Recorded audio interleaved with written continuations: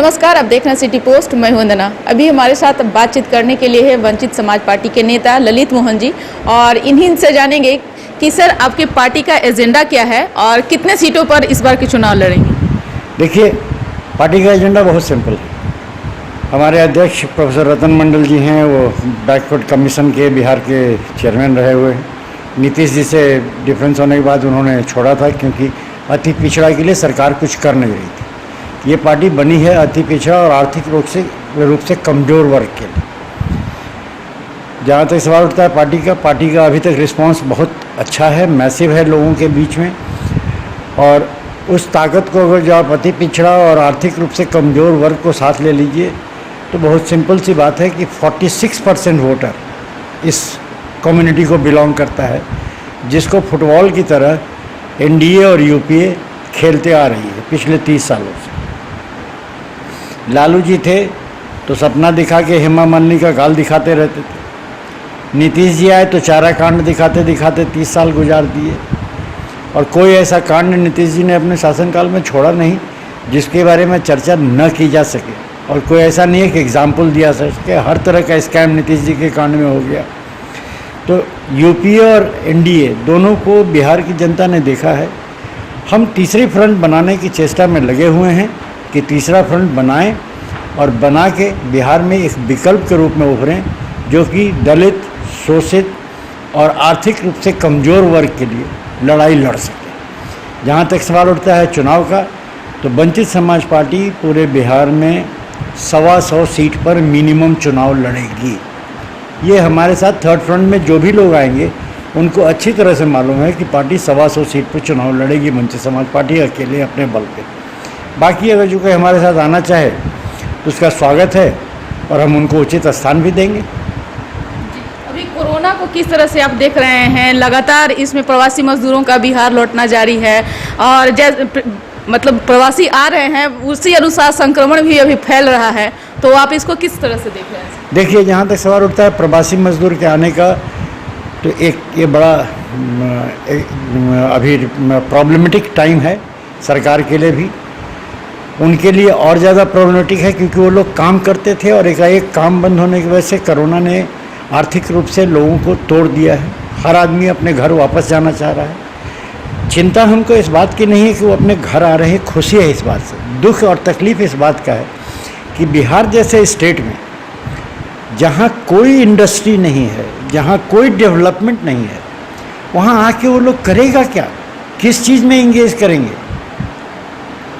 सरकार कोरोना के लिए जितने भी क्वारंटाइन सेंटर बनाई हुई है, आप पत्रकार हैं, ये डॉक्यूमेंटेड एविडेंस है सामने कि 2600 रुपया प्रति व्यक्ति आपने एक व्यक्ति पे खर्च करने के लिए 2600 रुपया रखा है, जिसमें 650 रुपया आपने रखा है क्वारंटाइन सेंटर में रहने वाले के खाने के लिए। अगर जो आप सचमुच 650 रुपये का उसको खाना प्रतिदिन दे रहे हैं, तो फिर ये खाना फेंका क्यों जा रहा है? तो कौन है? नीतीश जी को ये बताना होगा आम जनता को कि आखिर कौन है जो पैसा खा रहा है। कोई एमएलए एमपी कहीं इन्वॉल्व नहीं है, क्योंकि एमएलए एमपी को तो आपने चपरासी से भी नीचे दर्जे पे कर दिया है। कोई ऑफिसर आज उसको मानने को तैयार नहीं है। ऑफिसर अपने आप को गॉड समझता है, और जब जनता से ऑफिसर कटा हुआ है तो जनता की तकलीफ की उसकी जानकारी क्या है? एक बड़ा छोटा सा सवाल इसमें मैं मुख्यमंत्री से आपके माध्यम से, आपके चैनल के माध्यम से पूछना चाहता हूँ। 3,10,000 गवर्नमेंट एम्प्लॉयज़ हैं पूरे बिहार गवर्नमेंट। उस 3,10,000 में मुख्यमंत्री जी को हरिश्चंद्र का छठा औलाद एक ही आदमी नजर आता है, प्रत्यय अमृत। जिस पोर्टफोलियो में कमाने का स्कोप हो सकता है, उसके इंचार्ज कौन? प्रत्यय अमृत। आज 2600 रुपया पर व्यक्ति क्वारंटाइन पे खर्च करने वाले मुख्यमंत्री को चुनौती दे के कह रहा हूँ कि वो मुझे साबित कर दें कि 1200 रुपया प्रति व्यक्ति, उसमें उनका सारा खर्चा जोड़ भी लेता हूँ तो इससे ज़्यादा खर्च कर रहे हों, तो मैं राजनीति छोड़ने को तैयार हूँ। 2600 में 1200 रुपया साफ प्रत्यय अमृत बीच में खा रहे हैं अपने ऑफिसरों के माध्यम से। अन्यथा 600 किस आधार पे कर रहे हैं सर? आपको एक तोड़ के देता हूँ, 660 रुपया खाने का आपका कॉस्टिंग आ रहा है, जिसमें नाश्ता, 2 टाइम का भोजन और चाय, 3 चीज़ है। एक व्यक्ति एक होटल में बैठ के खाना खाने के लिए जाता है तो 2 टाइम का भोजन 300 रुपया में खाएगा, मारवाड़ी आवास में खाएगा तो 300 रुपया में खाएगा। लेकिन अगर जो छोटे मोटे होटल में खाएगा तो 200 रुपया में वो पूरा दिन का खाना खा लेगा और वो ताज़ा खाना खाएगा। अगर जो खाना का गुणवत्ता इतना अच्छा है तो मजदूर आखिर फेंक क्यों रहा है खाना? क्वारंटाइन सेंटर में बैठा हुआ आदमी खाना फेंक क्यों रहा है?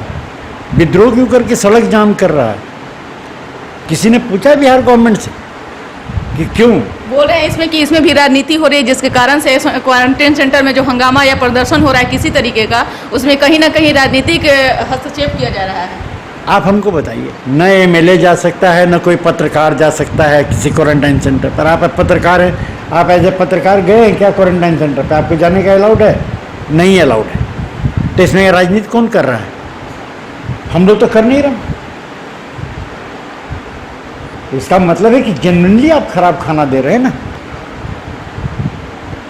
जब पत्रकार जा ही नहीं सकता, उसको आप देखने दीजिएगा ही नहीं गुणवत्ता। किसी राजनीतिक नेता का आप कहीं से इन्वॉल्वमेंट कीजिएगा ही नहीं।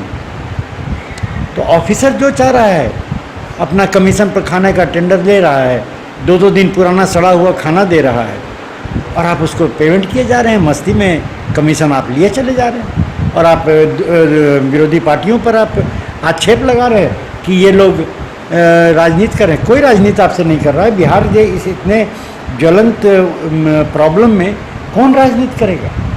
किसको फुर्सत है इस समय आम जनता को छोड़ के आपके लिए राजनीति करे? और किसी को इंटरेस्ट नहीं है आपके साथ राजनीति करने का। लोग सिर्फ एक ही बात आपसे चाह रहा है कि प्लीज़ क्वारंटाइन सेंटर पर इंसाफ कीजिए, लोगों को मनुष्य समझिए, कीड़ा मकोड़ा मत समझिए बिहार को कि जो आ रहा है वो कीड़ा मकोड़ा है। आप एक ऐसे मंत्री का या किसी का नाम बता दीजिए जिसने ये कहा हो कि मैं क्वारंटाइन सेंटर पर जाके देख के आया, गुणवत्ता बहुत अच्छी है। एक भी नहीं मिलेगा आपको, चाहे भाजपा का हो, चाहे जनता दल यू का हो, या चाहे यूपीए का कोई लीडर नहीं मिलेगा। कारण क्यों? जा कोई नहीं रहा, देख कोई नहीं रहा है। यहाँ से बैठ के आंकड़ा दिए जा रहा है, भाषण दिए चले जा रहे हैं। एक आदमी उठता है पुटता है सुबह में, कहता है हम 2000 बस दे देंगे। दूसरा उठता पुटता है, काउंटर करता है कि भाई हम 200 बस ऑलरेडी बुक कर दिए। जी, लोगों से क्या अपील करेंगे सर? जिस तरह से प्रवासी मजदूर आ रहे हैं और वो किस हालात में आ रहे हैं वो कहना भी बहुत मुश्किल है, लेकिन अभी इस समय में है कि लोग धैर्य बना करके, शांति बना करके अगर रहेंगे तो ज़्यादा बेहतर होगा। तो आप किस तरह से लोगों से अपील करेंगे? मेरा पूरे बिहार के प्रवासी लोग आने वाले लोगों से हाथ जोड़ के प्रार्थना है कि प्लीज़ घर में रहिए, सुरक्षित रहिए। रह गया सवाल काम का, अंधेरे के बाद उजाला आता है। कोई ना कोई आएगा जो आपके दुख तकलीफ़ को देख के आपके लिए काम कुछ ऐसा लाएगा बिहार में जिससे कि आपको कहीं बाहर जाने की ज़रूरत नहीं पड़े। मैंने देखा है आप लोगों के, कुछ लोगों के पाँव की तस्वीरें अभी हाल फिलहाल में कि किस तरह से पैर फट गया आपका चलते चलते, चमड़ा निकल गया आपका चलते चलते। लोग अपनी माँ को और छोटे छोटे बच्चों को कंधे पर लेकर आ रहे हैं। घर आओ भाई, एक बड़ी पुरानी कहावत है, आप घर लौट चलें। अपने घर में आओ, 2 पैसा ही खाओ, नून रोटी खा लेंगे लेकिन सुखी रहेंगे। आने वाला 2 साल का समय बहुत विकट है।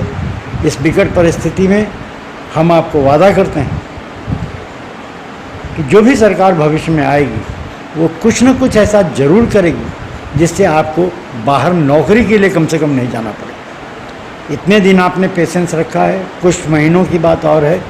धैर्य धरिए, फल मीठा मिलेगा। शुक्रिया सर। तो आपने सुन लिया कि क्या कुछ कहें वंचित समाज पार्टी के नेता हैं ललित मोहन जी। इन्होंने साफ तौर से कहा कि जो भी प्रवासी मजदूर अभी बिहार लौट रहे हैं वो उन्हें शांति बना करके अभी रखना चाहिए, घर तो आना ही है। और अभी इस आपदा की घड़ी में वो लोग कहीं भी रहें तो शांति से बना करके जरूर रखें। तो इस कारण बस इतना ही। अगर आपको हमारी खबर अच्छी लगे इसे अपने दोस्तों के साथ शेयर करें, हमारे चैनल को सब्सक्राइब करें, बेल आइकन जरूर दबा दें। आपका सहयोग समर्थन लगातार सिटी पोस्ट को मिल रहा है, आगे भी बनाए रखें। धन्यवाद।